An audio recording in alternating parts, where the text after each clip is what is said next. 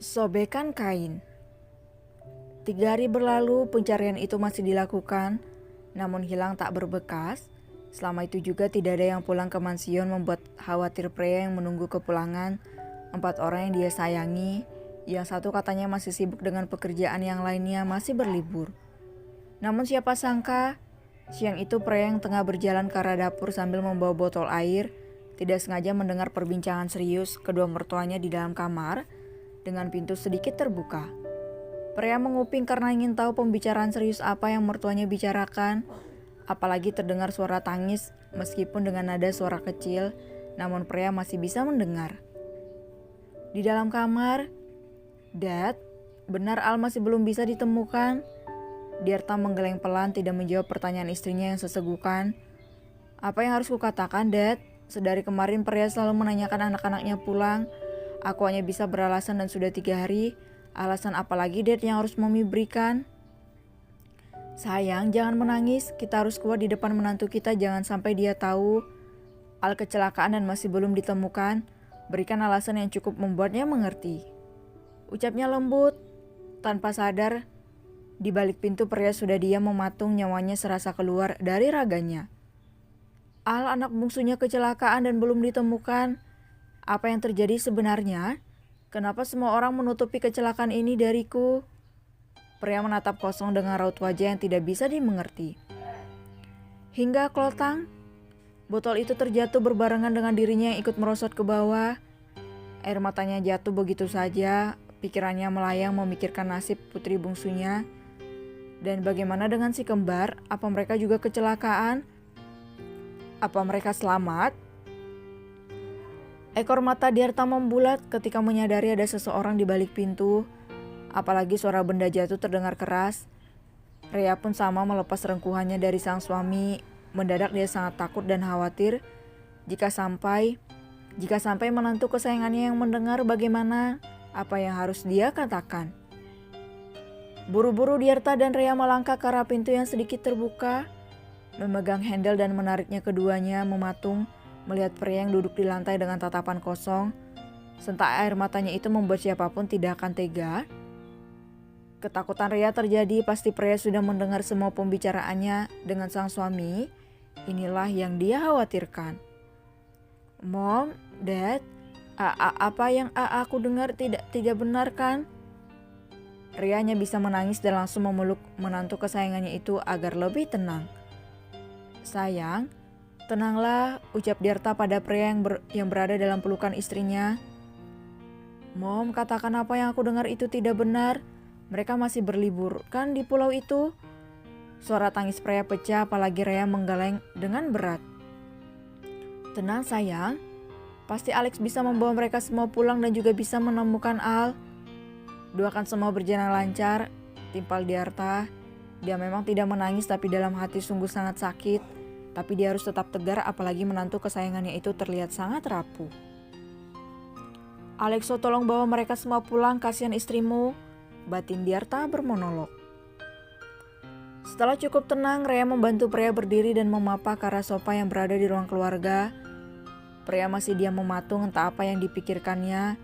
Rea maupun Diarta hanya bisa diam saja menemani menantu kesayangan mereka. "Bagaimana kalian sudah tahu siapa dalang di balik semua ini?" tanya Alex menatap tajam ke arah 3 orang kepercayaan Theo, Tem, dan Rem. "Sudah tuan," ucap Rem dengan tenang. Dia berjalan dan memberikan sebuah map merah pada Alex. Alex menerima map itu dengan tatapan yang membuat ketiga orang itu sesak. Meski mereka sudah lama kenal, tetap saja jika seperti ini, mereka semakin tidak bisa bernapas. Apalagi panggilan yang biasanya santai berubah formal. Jika seperti ini, siapapun tidak akan bisa menghalangi.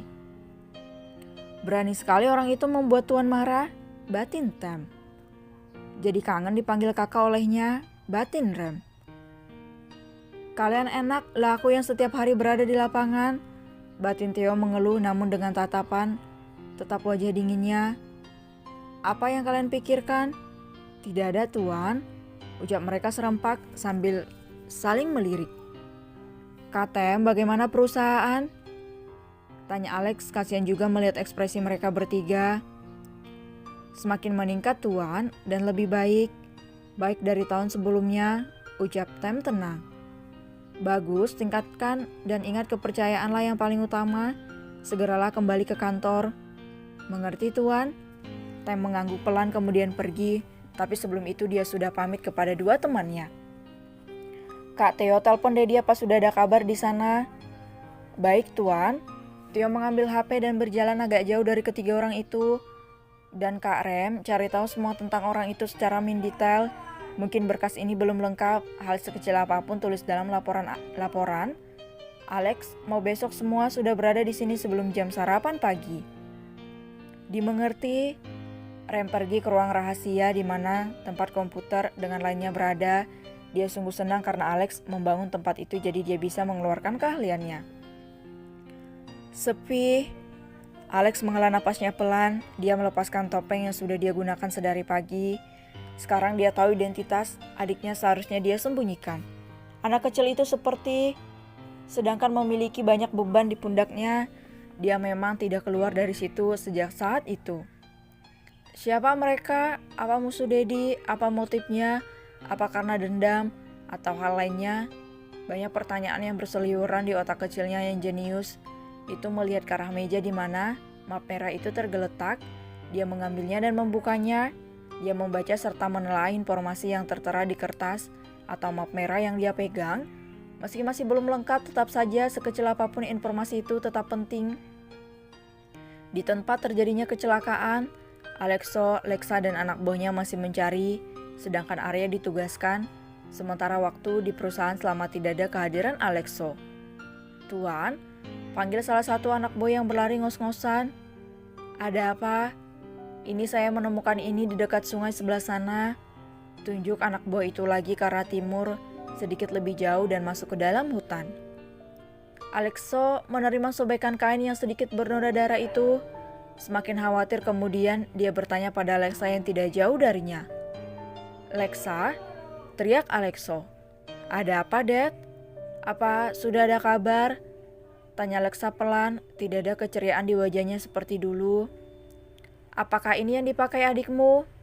Alexo tidak menjawab tapi dia bertanya untuk memastikannya karena tidak tahu Al memakai baju apa. Lexa mengambil kain itu, tangannya bergetar. Iya benar, itu adalah sobekan baju favorit Al. Kenapa dia bisa tahu? Karena itu adalah baju yang dia buat untuk adik cantiknya dan hanya ada satu di dunia. Dad, kita harus ke sana sekarang. Sama seperti Alexo, Lexa tidak menjawab dan segera mengajak dedinya itu pergi ke tempat di mana kain itu ditemukan. Kalian semua dengarkan instruksi dariku. Pergi ke arah timur, ada sebuah sungai di sana, sisir tempat itu sepanjang air sungai mengalir. Perintahnya melalui benda kecil yang terhubung ke semua anak buahnya. Mereka pun menuju ke arah timur. Tidak dipungkiri mendadak hati Lexa bersemangat. Semoga saja harapannya benar terjadi. Adik cantiknya bisa ditemukan.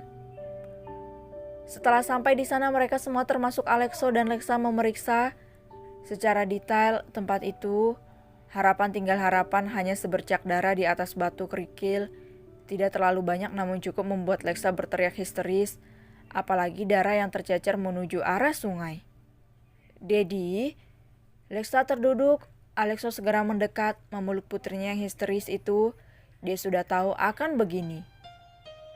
Suara dering telepon terdengar. Alexo mengangkatnya tanpa melepas pelukannya terhadap Lexa, membicarakan sesuatu dan dia pun mengakhiri.